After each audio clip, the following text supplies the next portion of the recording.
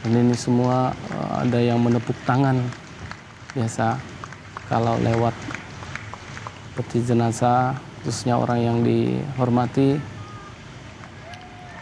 Yang begitu dicintai ya. Iya.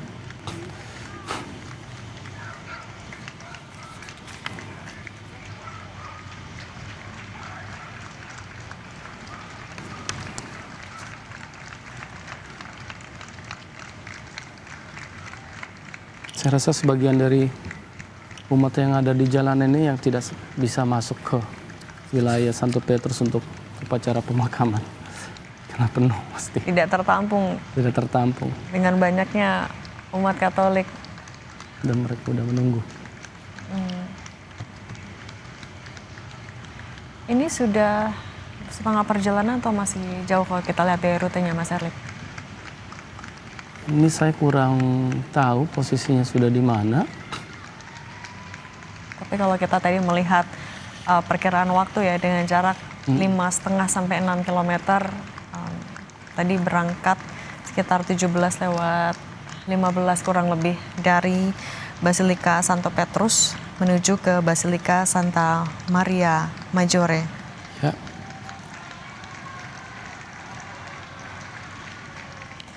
Mas Erlik, kita juga berbicara lagi soal kesederhanaan seorang Paus Fransiskus yang juga bukan hanya prosesinya yang dia minta berlangsung sederhana, makamnya pun sederhana, ditandai dengan satu kata ya, hanya Fransiskus. Fransiskus. Dia hanya mau tertulis Fransiskus. Sangat sederhana. Dan mungkin bila orang yang belum mengenal sosok beliau, kita lewat di sana, dia pasti tidak akan berhenti. Karena tidak megah. Hanya tulisan di bawah, saya lihat itu di bawah, Fransiskus dan salib paus yang selalu dibawa. Mungkin orang tidak akan langsung tertarik. Nggak sadar ya? Sadar bahwa itu adalah tempat dari paus, seorang paus gitu loh.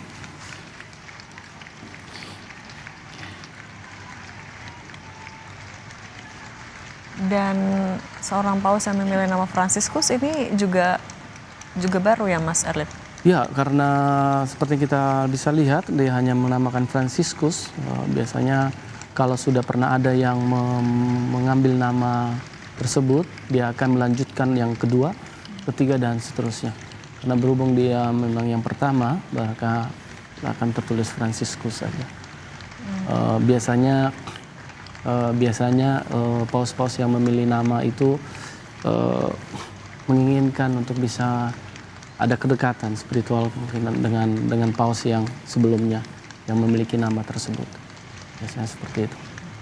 Dan pemilihan nama Paus Fransiskus ini juga akhirnya betul-betul bahkan dirasakan ya tadi sebagai santo pelindung orang miskin. Kalau dari Mas Erlik, apa yang bisa Anda ceritakan soal pemilihan nama Paus Fransiskus itu? Kemudian bagaimana kiprahnya, bagaimana ia menjalankan nilai-nilai ataupun juga arti dari nama Fransiskus?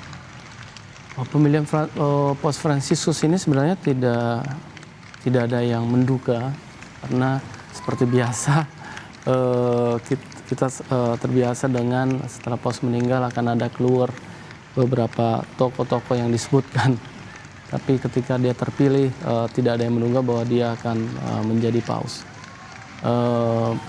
Dia berasal dari tempat yang jauh dan dalam kehidupannya pun di Argentina dia sudah menjalani hidup yang sangat sederhana. Dia menggunakan kendaraan umum sendiri, tidak kehidupan sederhana dan hidup dengan para imamnya dia bersama-sama. Dan itu yang dia bawa sampai ketika dia menjadi paus. Dia tidak tinggal di istana, tapi dia mau di Santa Marta, tempat di mana dia bisa bertemu dengan para kardinal dan orang-orang yang dengan lebih gampang bisa berkomunikasi dengan mereka. Dan tentunya pilihan nama Santo Fransiskus adalah bisa dijadikan acuan bagi beliau bagaimana dia akan membawa mengemban tugas sebagai seorang pemimpin gereja. Paus Fransiskus ini berarti pada konklav pada 2013. Ya saat itu bukan sosok yang difavoritkan dalam tanda kutip ternyata keluar sebagai Paus Amerika Latin pertama dalam sejarah. Dalam sejarah, betul sekali. Dan ya seperti saya katakan tadi, tidak ada yang menduga, makanya selalu konklav itu menjadi bagi umat Katolik menjadi suatu karya Roh Kudus yang mengerahkan para bapak-bapak kardinal untuk memimpin penerus Petrus. Bisa kita katakan penerus Petrus bukan penerus paus sebelumnya, tetapi penerus Petrus. Kita berada sekarang di Altare della Patria, di Piazza Venezia ini dekat Colosseum. Sebentar lagi dia akan melewati, ya benar, melewati Colosseum, Foro Imperiale. Ini artinya kalau jarak dengan Basilika Santa Maria Maggiore masih jauh atau sudah mulai dekat? Kemungkinan besar sudah dekat ini.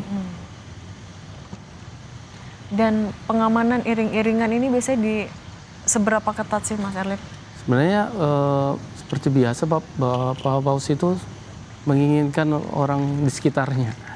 Jadi saya rasa pengalamannya ya seperti biasa standar. Memang untuk misa dengan kehadiran dengan para pemimpin negara pasti ada protokol tertentu ya.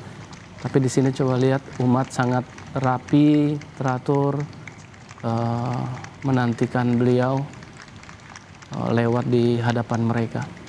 Lagi-lagi membawa kita ke memori September di Indonesia ya. Begitu dekat sekali jaraknya dengan kaca yang terbuka. Ini juga kurang lebih sama ya. Jarak yang tidak jauh antara sisi para umat Katolik dengan mobil.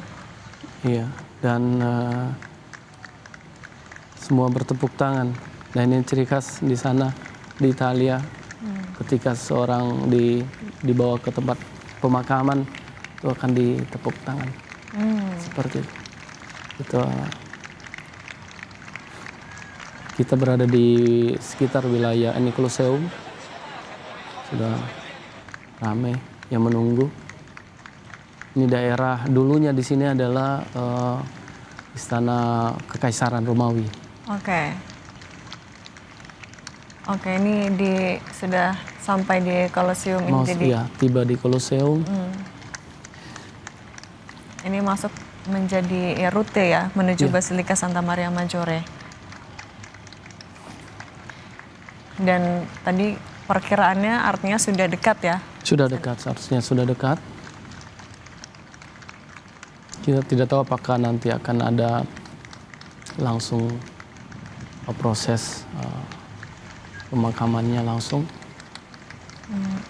Tapi yang pasti tadi sudah banyak juga umat yang menunggu menyambut ya Mas di Basilika. Di Basilika pasti sudah ada banyak umat yang menantikan beliau.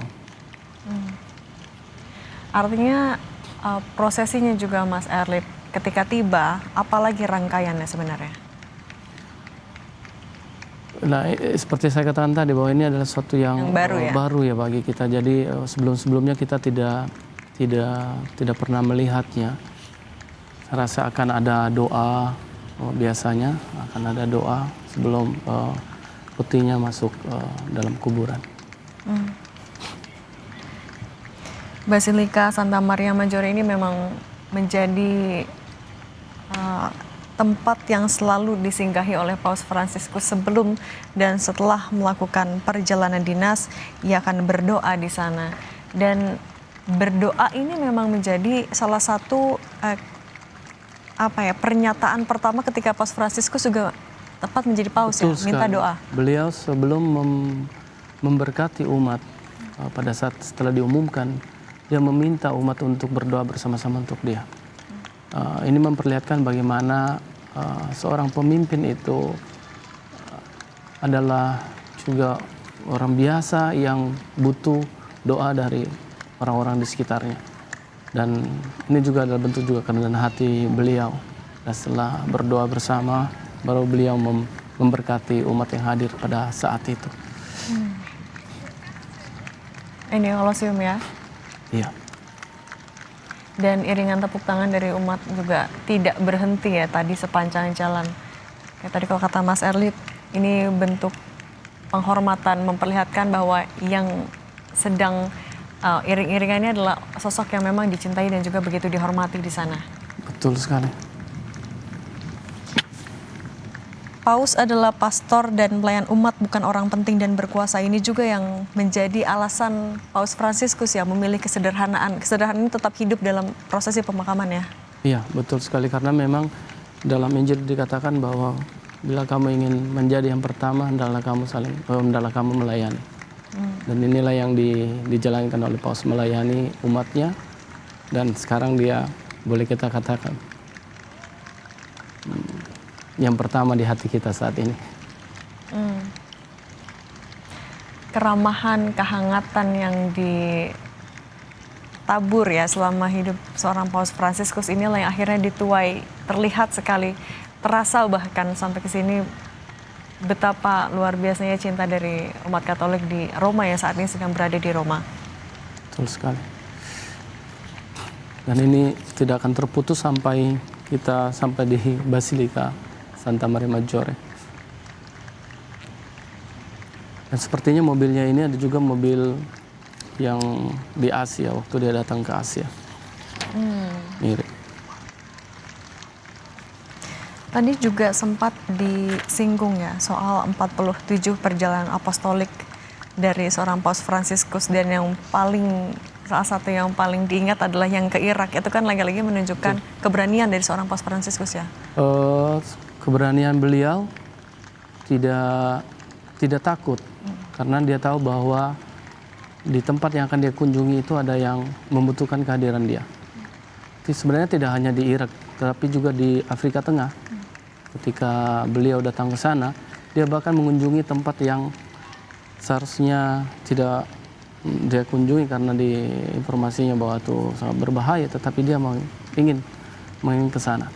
Ini juga memperlihatkan bagaimana dia mengatakan, ketika saya melihat orang sebagai sesuatu yang membahayakan, musuh, maka tidak akan terjalin yang nama persaudaraan itu, tidak akan bisa dimulai ketika kita mulai memikirkan, berpikir seperti itu. Nah, inilah yang dia pegang selalu, bahwa memang ketika saya bersahabat, ketika saya mengenal orang, nah itu akan menjadi bagi saya berikan jaminan bahwa akan ada kehidupan yang lebih baik. Dan poin ini juga yang menjadi lagi-lagi salah satu pernyataan terakhirnya ketika melakukan pemberkatan Paskah ya. Sebelum meninggal ia juga lagi-lagi menekankan soal perdamaian, mengedepankan dialog, dan ini memang yang semasa hidupnya selalu ditekankan ya Mas Erlif. Selalu dia tekankan, dan bahkan seperti kata Mbak tadi, di pesan Paskahnya itu dia malah membuat daftar, boleh kita katakan, dari negara-negara yang sedang berperang. Dan saya rasa itu adalah kesedihan beliau yang belum terwujudkan untuk perdamaian di dunia ini, dan beliau menitipkan kepada kita untuk tetap menyuarakan perdamaian itu. Dan ini juga masih dalam rangkaian kita akan saksikan bersama-sama.